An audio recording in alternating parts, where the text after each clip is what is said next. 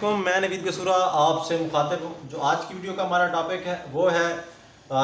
D P T jobs کے related, یعنی کہ ڈی پی ٹی کا کیا اسکوپ ہے۔ جس بندے نے ڈی پی ٹی کرنی ہے یا کر چکا ہے، اس کا جابز کا کیا کہاں کون سے شعبے میں اپلائی کر سکتا ہے، یا ان کی کون سے شعبے میں مانگ ہوتی ہے، یا کون سے شعبے میں اس کا ریکوائرمنٹس ہوتی ہے ڈی پی ٹی کی۔ تو آج اس ویڈیو میں ہم آپ بتائیں گے اور کتنا کما سکتے ہیں۔ سب سے پہلے آپ کے سامنے گورنمنٹ ہاسپٹل ہیں، سرکاری ہاسپٹل جتنے بھی ہیں، وہاں سیٹس آتی ہیں، ان کے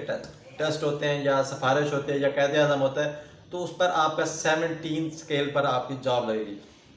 جو آپ کی سیلری کے حساب سے لیں تو 50,000 سے 1 لاکھ کے درمیان آپ کی سیلری ہوگی۔ دوسرا، آپ کے ہیلتھ سینٹر ہیں، جتنے بھی ہیلتھ اپنا ہاسپٹل ہیں یا صحت کے جتنے بھی پروگرامز ہیں، ان ڈپارٹمنٹس میں آپ کا ڈی پی ٹی کے طور پر، کنسلٹنٹ کے طور پر، ڈاکٹر کے طور پر بھی آپ جاب لگ سکتی ہے۔ دوسرا، آرمیڈ فورسز ہیں، آرمی کی جتنی بھی فورسز ہیں، وہاں آپ کے سامنے ایکسرسائز کرواتے وقت کسی کا موچ آ جانا یا کوئی نہ کوئی ایسی انسانی کا چیز کا موومنٹ ہو جانا جس سے وہ ورزش سے ٹھیک ہو سکتا ہے، تو آرمیڈ فورسز کے اندر بھی آپ کو جابز آ سکتی ہیں۔ جابز آتی ہیں، وہاں بھی آپ کی جاب لگ سکتی ہے۔ مختلف کرکٹ کے کلب ہیں، یہ کھیلوں کے کلب ہیں، ہاکی لے لیں، فٹ بال لے لیں، کرکٹ لے لیں، مختلف جو گیمز کلب ہیں، تو ان میں بھی آپ کا ڈی پی ٹی کا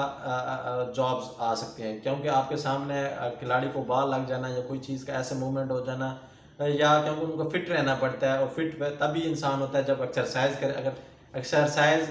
ڈاکٹر کی سپرویژن یا ڈاکٹر کروائے، یا کوئی اس کو ڈیمیج ہوا ہے یا کوئی چیز چوٹ لگی ہے، تو اس کو زیادہ سے زیادہ ٹھیک کرنے کے لیے ڈی پی ٹی کا کام سر انجام دیتا ہے، کیونکہ کوئی بھی چوٹ لگی ہے اس وقت کوئی ایسی میڈیسن تو درد کو کم کر سکتی ہے، جیسے ایک بالنگ کروا رہا ہے یا بیٹنگ کر رہا ہے یا ہاکی کھیل رہا ہے یا فٹ بال کر رہا ہے، تو اس کو کوئی چوٹ لگی ہے تو اس وقت میڈیسن تو ایسا ٹھیک کرے گی، لیکن اس کو کھنچاؤ وغیرہ یا ورزش کے ساتھ اس کو جلدی سے ڈی پی ٹی فٹ کر سکتا ہے۔ اس کے علاوہ ایجوکیشن انسٹیٹیوٹ ہیں، جیسے آپ کے سامنے تعلیمی بورڈز ہیں جہاں آپ نے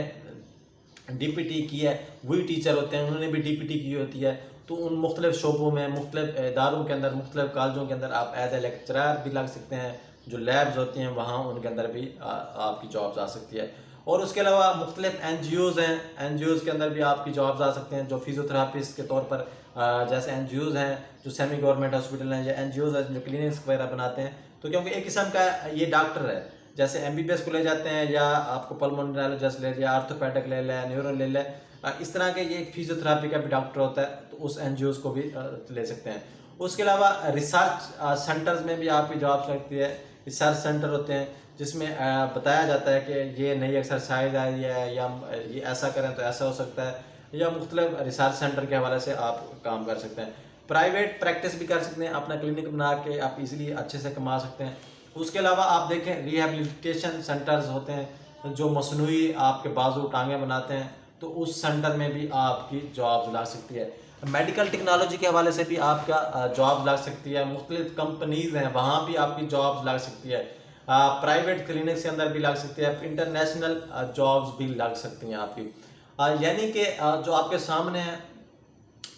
اس کا گورنمنٹ سیکٹر کے آپ کو 50,000 سے 1 لاکھ کے درمیان آپ کی پے ہوگی۔ باقی پرائیویٹ جو آپ کو شعبز بتائیں، کیونکہ آپ کے سامنے ہے کوئی بھی شعبہ ہے، کوئی بھی انسان ہے، اس کا ڈی پی ٹی کا تعریف بھی ایسے ہی کی جاتی ہے، ایسی تکلیف، ایسی مرض جو ورزش سے ٹھیک کی جائے یا ایکسرسائز کیا جائے، تو اس کو مرض کو آرام کے لیے جو ڈاکٹر کردار ادا نبھاتا ہے وہ ڈی پی ٹی کا کام ہوتا ہے۔ تو باقی پرائیویٹ ہاسپٹلوں میں اگر دیکھا جائے، جیسے میں اپنے ہاسپٹل کی بات کروں تو ہمارے پاس ایک شعبہ بنا ہوا ہے فزیوتھراپی جسے کہا جاتا ہے، یا ڈی پی ٹی کا شعبہ کہا جاتا ہے، یا پی ٹی کا کہا جاتا ہے، جسے آپ وہاں پیشنٹ جاتا ہے، وہاں پیشنٹ آرتھو کا بھی جاتا ہے، وہاں پیشنٹ نیورو کا بھی جاتا ہے، پلمونالوجسٹ کا بھی جاتا ہے، مسل ریپلیسمنٹ کے لیے جو جوائنٹ ریپلیسمنٹ والے ہوتے ہیں ان کے لیے بھی جاتا ہے، یا کسی کو چوٹ لگی ہوتی ہے وہ بھی ڈاکٹر جاتے ہیں، یا کسی کا وزن اٹھاتے ہوئے کوئی تکلیف کا آ جانا، بے شمار چیزیں ہوتی ہیں، بے شمار مرض ہیں، تو ان کا کیا کام ہوتا ہے، وہاں اس کی سلپ بنانا، سلپ بنانے کے بعد فزیوتھراپسٹ وہاں موجود ہوتا ہے، اس کی فائل، اس کی ہسٹری لیتا ہے، ہسٹری لینے کے بعد اس کے پاس مختلف مشینری پڑی ہوتی ہیں، کیونکہ آج کل مشینری بھی ہیں، گرم کرنا، اس چیز کو موومنٹ کرنا، اس کے بعد وہ مشینری سے ایکسرسائز کرواتے ہیں، پھر اس کے پاس مینولز مشینز پڑی ہوتی ہیں، اس طرح کوئی کروانا یا ایسے موومنٹ، بے شمار ایکسرسائز ہیں. ان کو ایکسرسائز کے بعد اس کو گھریلو ایکسرسائز بھی بتاتے ہیں. گھریلو ایکسرسائز کرنے کے بعد اسے 2,000-1,500 پر پیشنٹ سے چارج کیا جاتا ہے. اب میں نارمل اپنی بات کروں تو میرا گردن کے اندر درد تھا، میں نے مسلسل 10 دنوں کے اندر ایکسرسائز اپنا میڈیسن یوز کرتا رہا ہوں تو مجھے آرام نہیں ہے. تو میں جیسے فیزیو اپنی کروائی ہے تو تقریباً انہوں نے کہا 2 دن آپ کی فیزیو ہوگی. فیزیو سے انہوں نے پوری باڈی کے ایکسرسائز کی، مختلف ٹانگوں کی الگ ایکسرسائز، بازو کی الگ، سر کی الگ،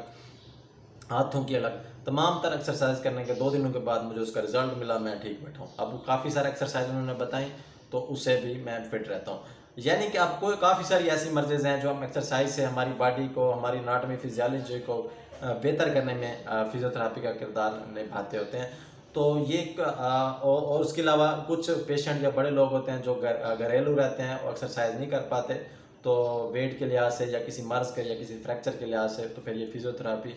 ہوم سینٹر میں جا کے بھی فزیو تھراپی کرتا ہے، اس کے الگ سے چارج کرتا ہوتا ہے. تو امید کرتا ہوں آپ کو اس کے اسکوپ کے حوالے سے آپ کو نالج مل گیا ہوگا. فی الحال کے لیے اتنا ہی. اللہ نے کے بعد